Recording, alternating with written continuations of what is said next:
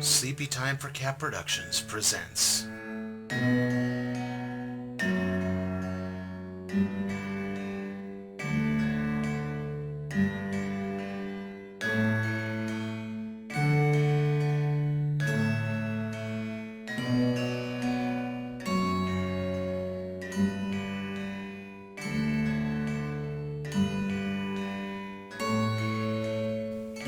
Golf.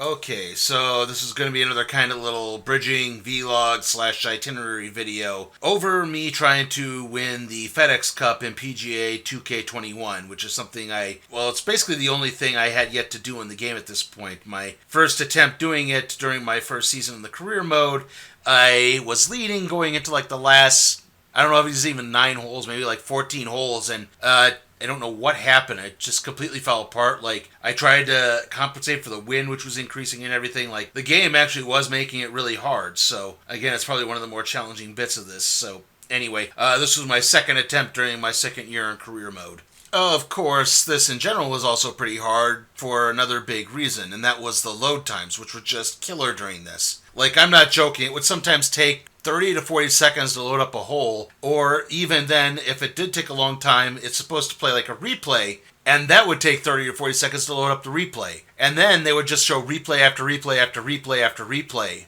After, I would complete a hole, and then we get a replay, then I'd, start the next hole, we get a replay, complete the next hole again, and then get another replay. And it's just like, my God, it just kept going and going. And it's like, I played both rounds of the tournament. I set each tournament to 2 rounds. So, yeah, I played both rounds of the tournament, and it's like, I was just playing this hole all of, 30 to 40 minutes ago. It shouldn't really take that much time to load, right? Anyway, let's go on to talking about Madden. Madden holiday is here and we will play all night.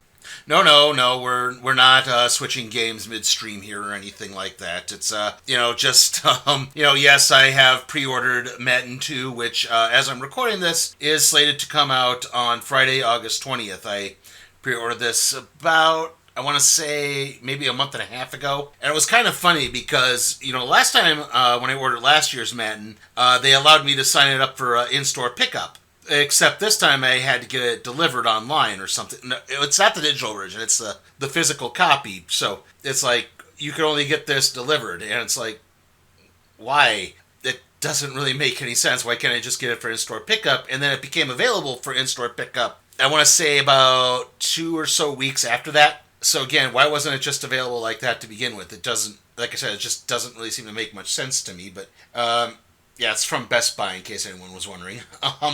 Anyway, so it's just the standard edition. It's not the fancy one or the super choco fudgy one. I can't think of what that was called. Because last year it was the MVP. I ordered the MVP edition. In fact, the last 2 years I think they've been the MVP editions, and then there's the Dynasty edition. But I think they switched the labels around now for some reason. I'm still not entirely sure, and yeah, I know there's a bunch of videos up already because people got the whatever the Supreme Edition is, and there's already complaints about it. Or I think it's for the next gen systems, the PS5 and the Xbox Series X, but I'm not entirely sure on that. Anyway, yeah, and I know there's a bunch of people dumping on it already, but those are the people who complain every year, so it's kind of hard to really buy into them too much. Like I said, I don't mind if you don't like Madden. It's just, stop buying it every year if you don't like it. Just move on with your life. It's okay. Anyway, I don't know when I'm going to get a full, proper review of Madden 22 out quite yet. Those reasons will be up for, I'll get into them a little bit later when we get more into the itinerary part of the vlog. Over the years, I've played some of the most challenging golf courses in the world, including this one. In television PGA golf, from tee to green, the gameplay is incredibly realistic. With Atari golf, on the other hand, the gameplay is rather simplistic, and their course, not quite up to par. If you compare these two games, I think you'll find that In Television plays more like the real thing. In Television from Mattel Electronics. Join Bob Hope and his golfing friends from stage, screen, sports, and politics, plus some of the biggest and best names in the game for a weekend of great fun and exciting golf. Catch all the action at the Bob Hope Chrysler Classic. The memories continue. Next Saturday and Sunday at 3:30 Eastern on NBC. Moving on to other news, Free Comic Book Day was this past weekend, and the local shop here in Bismarck, which is called Comic Realms, had a little special type thing where they were raising donations for the local food bank. And basically, if you donated 5 canned or non-perishable food items, you got to get all of the Free Comic Book Day comics. If you donated 1, you got, I think it was additional 4 or 5 more. You could, if you didn't donate at all, you were only allotted, I think, 5. And like I said, 1 can or 1 non-perishable food item got you 1 or 5 more or something. I can't remember the exact numbers. Anyway, so yeah, what I basically did was I went to Costco and I bought an 8-can package of chickpeas and just donated that. So in other words, I was basically able to get all of the Free Comic Book Day comics for 2021, which you should be seeing on your screen right now.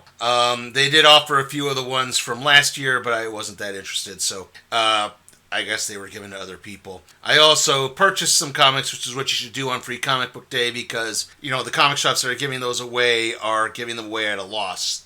Basically, if you don't know what Free Comic Book Day is, I guess I should have explained that a little bit earlier, but yeah, basically as a way to help incentivize the market and hopefully get some new customers or new recurring customers, comic companies have begun, they held a day where they give away specialized comics for free. Again, like I said, to help maybe entice new people into the market. And so people show up and they, like I said, get free comics. And, you know, some of them have, some of them are just kind of like bog standard reprints. I know recently they started putting like event previews and stuff like, especially for the big ones like Marvel and DC. They started putting event previews and stuff like that in there. So yeah, that's kind of how that turns out.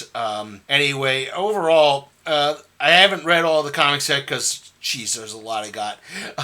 But I have read some of them, and I have noticed kind of a disturbing trend with this one. Now, I should point out that none of this really applies to the big two, like Marvel, DC, or Image, or Dark Horse, or even Archie, even though I haven't read their Free Comic Book Day entry just yet. But overall, with the independents in particular, there was a very lack of setting things up for an outsider, for someone who isn't entirely familiar with anything, to better familiarize themselves with these comics. A lot of them basically kind of start mid-story. There's no introductory page or anything like that. There's nothing to just stop and let everything, like I said, I hesitate to say stop and explain everything. Yeah, you need to have that happen sometimes. You need to introduce things for someone who's on the outside to maybe say, hey, this thing might be worth a shot. I'll get into a couple of the notorious titles in just a second.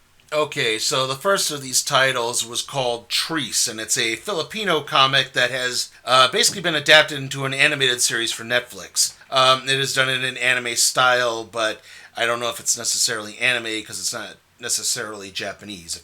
And to be honest, it's kind of an intriguing premise. It's basically a demonic fighting police detective who can see ghosts and communicate with spirits and the like. And I didn't really get that from this comic, though. It didn't do any type of job introducing any of the characters. It just said, read this before you binge watch the Netflix show. And I actually had to look up the Netflix show on Netflix to understand what the premise of the book was. So yeah, they did not do a really good job of setting up the series at all. I certainly was not enthused by the comic. Like I said, I was kind of confused as to I pieced together the demon part of it, but I didn't know anything about any of the characters. So yeah, again, that's not a good way to set up your comic at all.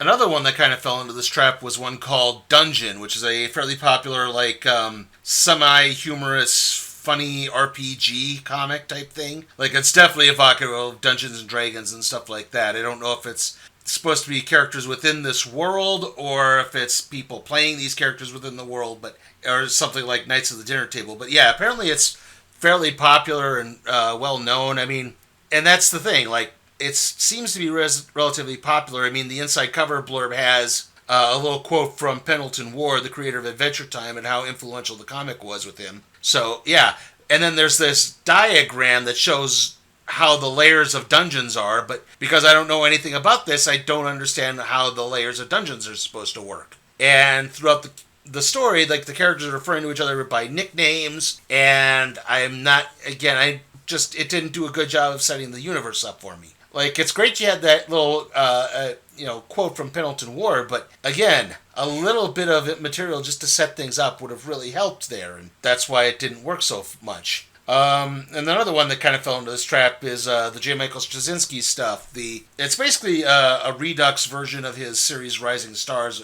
At least that's what it appears to be, which, again, did have at least this case had some plot summaries in the beginning, but it's for three different series. It's one issue covering previews for three different series, but it didn't do a good job of setting up characters at all or explaining what the hell is going on. There's just a little bit of, okay, well, this is what's going on in this series, but it doesn't explain like how it relates to the rest of the universe. So yeah, that was another one that kind of fell into that trap.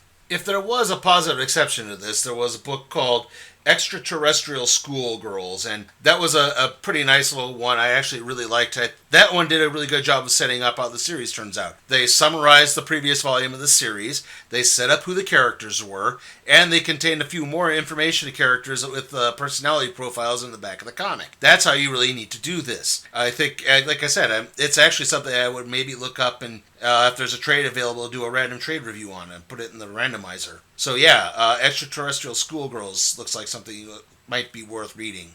Okay, we're going to do the itinerary next.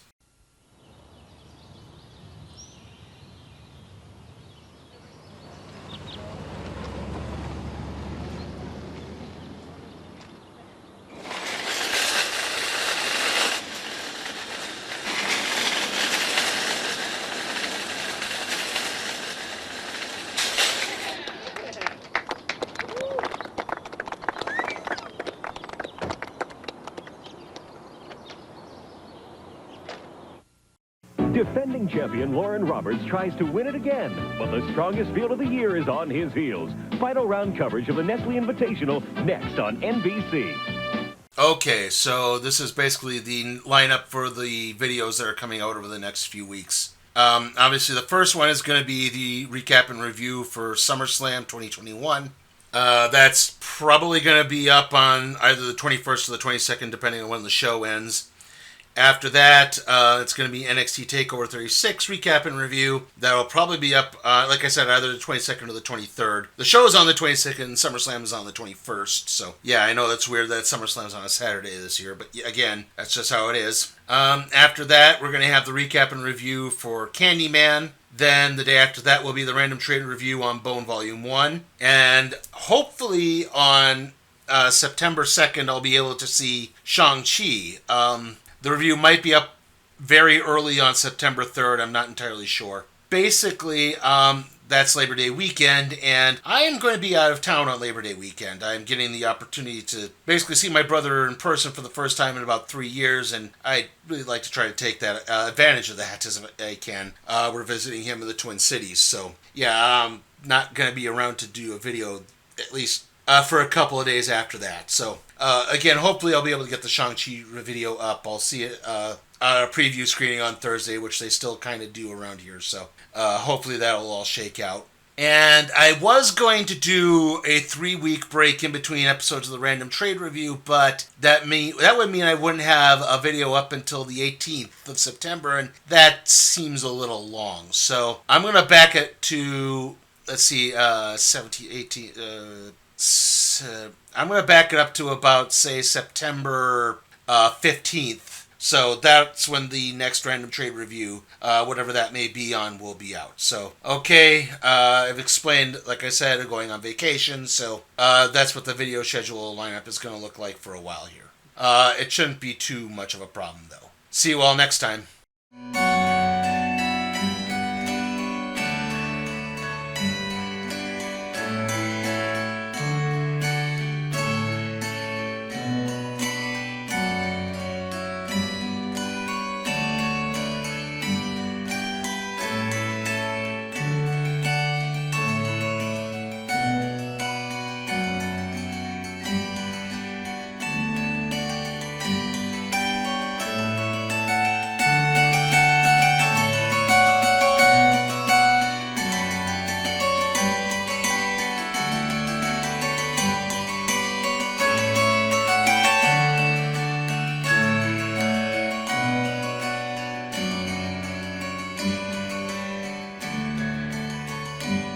shot.